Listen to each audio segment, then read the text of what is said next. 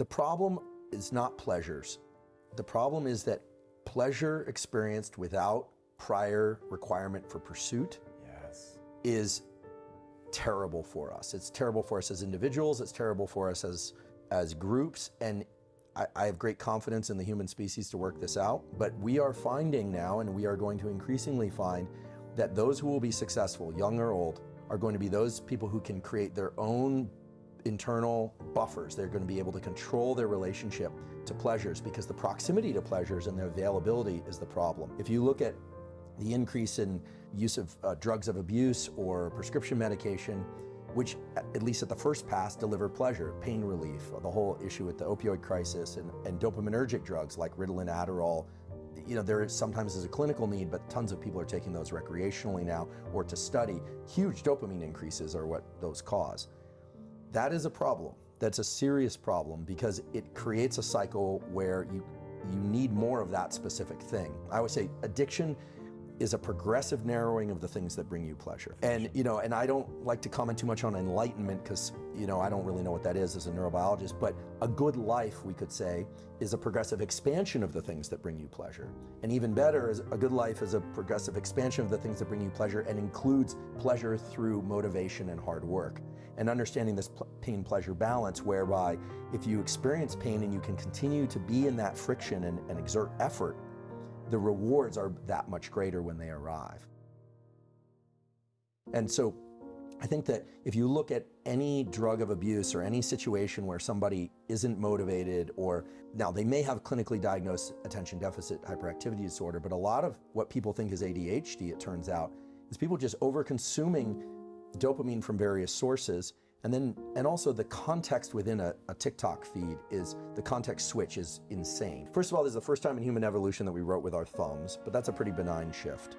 And then the other shift is, normally you walk from one room to another, or from a field into the trees, or from a hut or a house, or whatever it is. But now you can get 10,000 context switches in that 30 minutes of scrolling on Instagram or TikTok. And so it's all about self-regulation. We are going to select for the people that can self-regulate.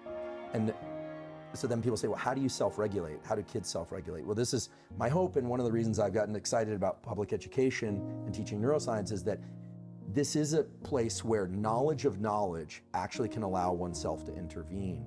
When you think, I'm feeling low, I don't feel good, nothing really feels like good. Am I depressed? Maybe, but maybe you've saturated the dopamine circuits. You're now in the pain part of things. What do? Well, you have to stop. You need to replenish dopamine.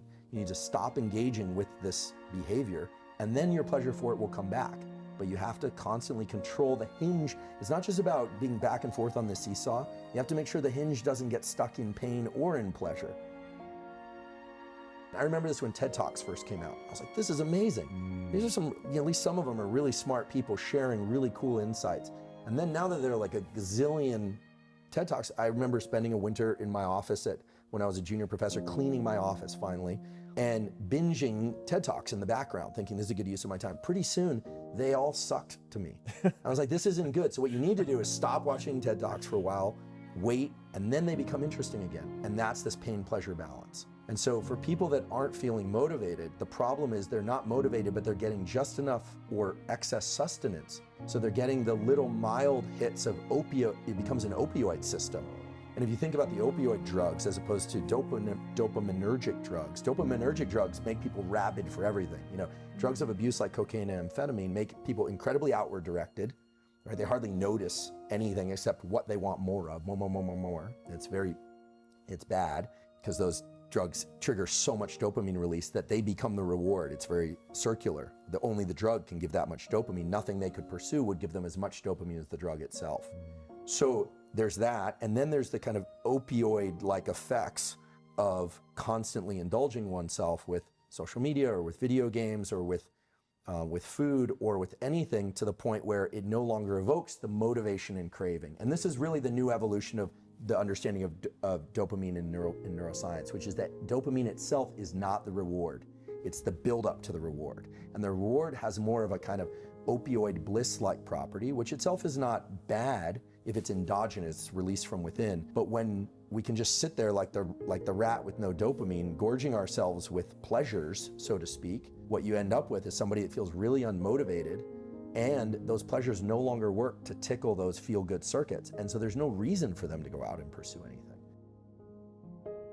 So understanding those cycles is really key. The other thing is the element of pain. I think that understanding that pain and pleasure are in this really dynamic balance can also help us, which in the following way. Any pain that you feel, the longer day, the less sleep, the kind of agony that things aren't working, that power outlet doesn't work, or the internet is slow, whatever it is, the amount of pleasure that you will eventually experience is directly related to how much pain you experience. So we know this from actually what nowadays would be considered quite barbaric and unethical experiments, where they would give people electrical shocks and they would measure their response. And then they'd say, we're going to increase it, we're going to increase it. Eventually they get to the point where a shock that was previously very painful actually evokes a sense of pleasure. Now, you couldn't do these experiments anymore. These are not the experiments I do in my lab. These are older experiments. But for instance, and this has been discussed in scientific research papers, giving somebody like a 10-minute ice bath, for instance, or even a 3-minute ice bath, or a 1-minute ice bath is quite painful. But there was a study that showed that after a painful ice bath stimulus, the amount of dopamine release goes up for 2.5 hours to 250% above baseline.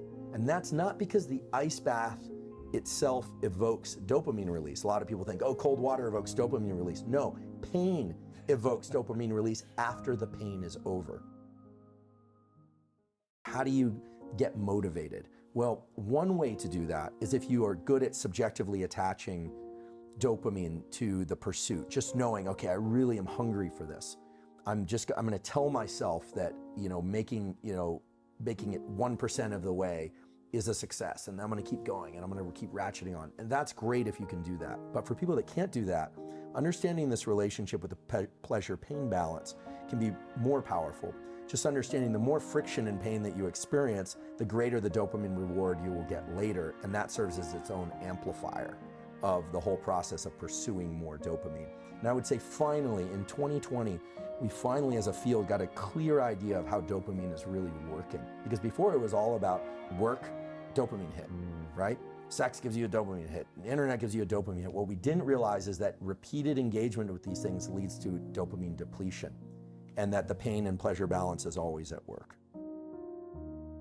You should always expect that after a bunch of pleasure, there's going to be that low, and then that craving. How do I get back to there again? And the key is you have to walk the staircase again. You don't get to just ascend. It's always up, down, up a little bit higher, down, up. That's the function.